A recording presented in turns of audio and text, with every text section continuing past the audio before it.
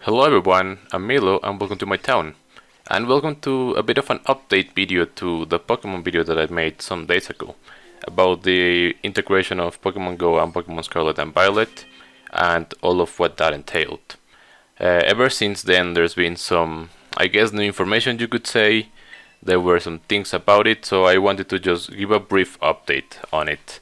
I think the background footage is just going to be whatever in Scarlet and Violet, but I will be showing some screenshots of Pokemon Go to exemplify what I'm saying.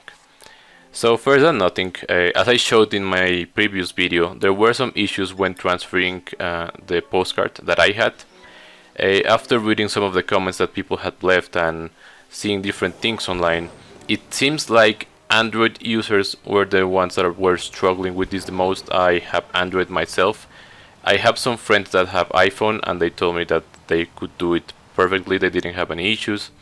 Well, Android ones, some didn't have issues, but some other people did have problems, like I myself did. There was a comment by the user Comeback Kid on my video.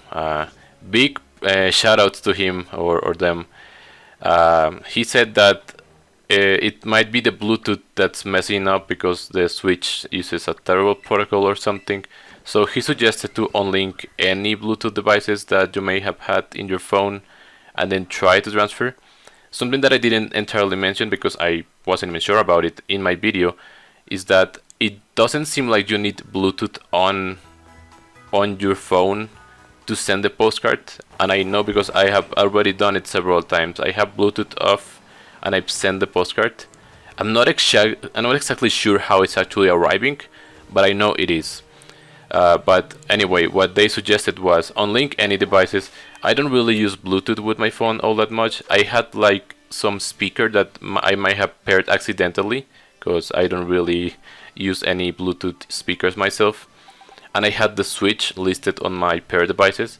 So I unlinked those, and for days 4 and 5, for day 4, which was the Thursday I guess, I only took about 6 retries until I was successfully able to send the postcard.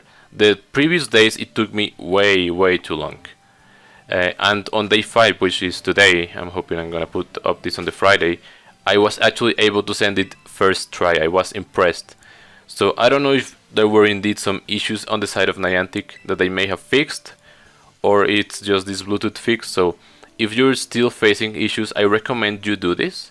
Unlink all your Bluetooth devices, and if you need them later, I guess you can repair them, but for the transfer process, unlink them.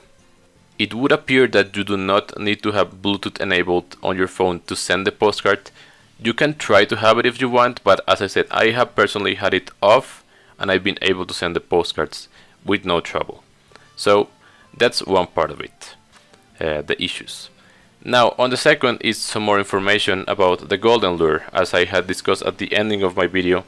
In the Pokemon Go blog post, it said that after you have sent some postcards, they will give you the Golden Lure. Today was my 5th day sending. Now, I couldn't get a screenshot of it because it was so fast on my screen, but I did get the notice that bonus for sending 5 days or 5 postcards. Here's a Golden Lure. I did have it in my backpack, so they gave it to me, and the description for it says right here: a glimmer and lure module that attracts Pokemon for 30 minutes, just like any others. You may find Gimmighoul coins by spinning a photo disc. So that's basically that. When I used it on the Pokestop, it acts as a golden stop as before. They give you more items, though something that I noticed is that there was a discrepancy between the icons that you get when you spin the Pokestop and then your journal. Like in this example right here, I got a bunch of items, but when I checked on my journal, it said that I had only received a Great Ball, a Pokeball, and a Peanut Berry. So there's a discrepancy there, but I do believe you are getting all of the items that are listed there. In addition, I was able to always get the Gimmighoul coins from spinning the stops. I think the list that I got was 5, and I even got 10 at one point, and I think 20. I don't know if I got it 2 times, but yeah, there was a time where I got 20 coins. As you can see here in the screenshot, that was kind of insane, honestly. So you can get coins way faster like that, because when catching the Gimmighouls, it does seem like the better your throw, the more chances it is that you get a single coin, so try to land excellence. It is not that hard, like it can be a bit small, but he doesn't move that much, so try to aim for excellent shots, and that will likely give you 1 coin. But clearly the main way to earn the coins is going to be with these golden stops. I'm thinking that in events like community days or something like that, if you can get one of these golden stops when there's bonuses that lures last for 3 hours, that's gonna be the best thing you can do, because it's gonna be active for 3 whole hours. If you're playing in an area where you're gonna be going through that stop a lot, you're gonna be getting a lot of coins. So I got, I don't know how many, let's say maybe 40 coins. I didn't really count in the 30 minutes, so if you can keep that up for 3 hours, that would be really good.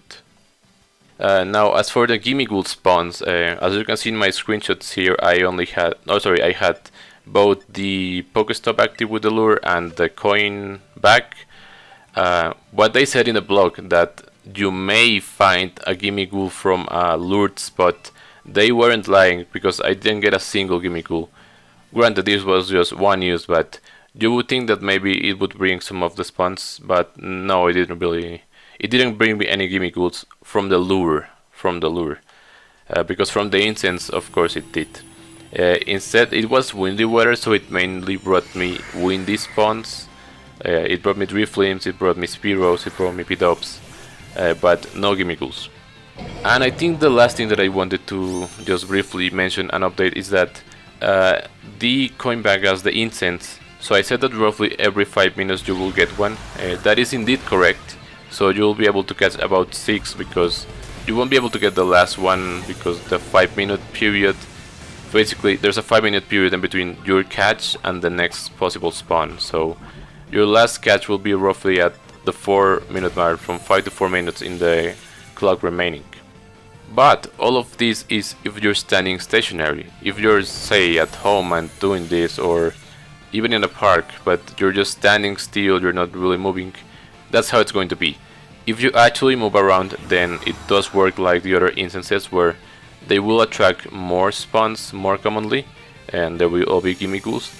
Now the problem is that since they're so small, it might be hard to notice them. They tend to have a little aura around them, but it's small, so I don't know if I would recommend it. Clearly you can get more Gimmighouls this way, but if you're doing it passively, I think doing it at home is fine. I personally, when I have a little bit of time that I can just spare, I put them in every day and I'm catching them. But just so you know, if you move around, you can get them to spawn more frequently. This could be useful to get like a good IB one. I was lucky that I got that really high IB one on the first day. Ever since then, they've been here and then not really that great. So just for trying to find a better one, know that you can do that as well. But if not, you can just do the stationary step. In fact, what I did just now, which was I put the Pokestop that I have near my house with the lure, and I had the incense coin box on, going back, and I was catching those like that, and I was spinning the stop as early as I could, and that's how I did it. Well, I think those were the updates that I wanted to mention. So I hope you found this video useful. Also, many thanks for all the support that my previous video got. It really blew up, and I got a bunch of subscribers, so I really do appreciate you. I hope you like the rest of my videos. It was a coincidence that this week I started streaming Kirby's Return to Dreamland Deluxe, so if you've been tuning into those or watching the archives, I really appreciate it, and I hope you enjoy them. Anyway, I think that is all for now. If there are any further updates, say on how the lure works, how many you get, or how often, I will definitely leave it in the pinned comment, so do check that out if you want more information that maybe I wasn't able to provide at this time. Anyway, I do believe that's it. Don't forget, you'll always be welcome in my town. Thank you for watching, and I'll see you next time.